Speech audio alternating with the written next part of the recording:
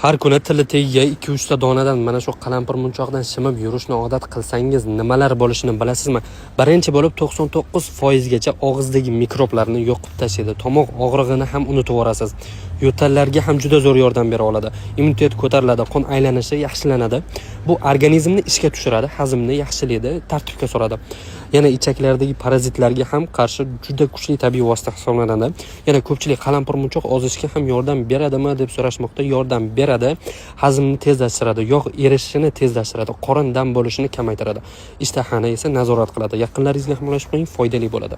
Har kuni tili tagiga 2-3 ta donadan mana shu qalampir munchoqdan shimib yurishni odat qilsangiz nimalar bo'lishini bilasizmi?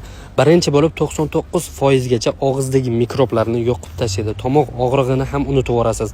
Yo'tallarga ham juda zo'r yordam bera oladi. Immunitet ko'tariladi, qon aylanishi yaxshilanadi. Bu organizmni ishga tushiradi, hazmni yaxshilaydi, tartibga soladi.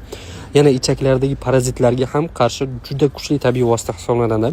Yana ko'pchilik qalampir munchoq ozishga ham yordam beradimi deb so'rashmoqda. Yordam beradi, hazmni tezlashtiradi, yog' erishishini tezlashtiradi, qorin dam bo'lishini kamaytiradi. Ishtahani esa nazorat qiladi. Yaqinlaringizga himoya qiling, foydali bo'ladi.